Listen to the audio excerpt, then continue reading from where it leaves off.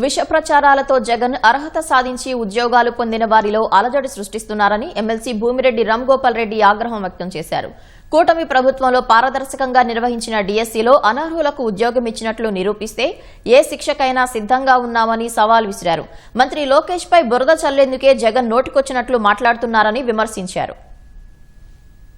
అంటే న్యాయపరంగా ఎక్కడ కూడా నిలబడని చట్టం ముందు నిలబడి కేసులను కొన్ని ఉదహరిస్తూ జగన్మోహన్ రెడ్డి ఆయన నాయకులు ఆయనకు సంబంధించిన మీడియాలో మాట్లాడడం జరుగుతూ ఉంది.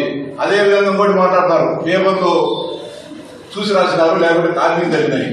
కంప్యూటర్ బేస్డ్ ఎగ్జామ్, ఇన్ని కంప్యూటర్లు ఉంటే ఈ కంప్యూటర్కు వచ్చిన ప్రశ్నపత్రం వేరు, ఈ కంప్యూటర్కు వచ్చిన ప్రశ్నపత్రం వేరు, ఈ కంప్యూటర్కు వచ్చిన ప్రశ్నపత్రం వేరు. ఇవన్నీ కూడా తెలిసే గందరగోళం సృష్టించాలా, భవిష్యత్తులో జరిగే ప్రభుత్వాన్ని ఇబ్బంది పెట్టే విధంగా ముఖ్యంగా గౌరవ విద్యాశాఖ మంత్రి లోకేష్ గారిని ఇబ్బంది పెట్టాలనే ఒక అసూయ విద్వేషాలతో ఇవన్నీ చేసే కార్యక్రమం. రూరల్ రిజర్వేషన్ సంబంధించి అత్యంత స్పష్టంగా హారిజాంటల్ రిజర్వేషన్ ను పాటించడం జరిగింది.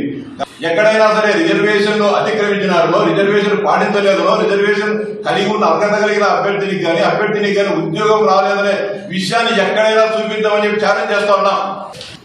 నేను సూటిగా సవాల్ చేస్తా ఉన్నా.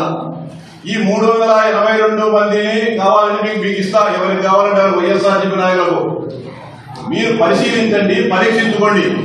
దీంట్లో ఏ ఒక్క నకిలీ క్రీడాకారుడు కానీ ఏదైనా దొంగ సర్టిఫికెట్ తీసుకొని వచ్చి చేసుకోవడం కానీ ఇవన్నీ ఉంటే ఒక్కటే కాకుండా ఒక్కటి 382 మందిలో ఒక్కటేనా చూపించండి.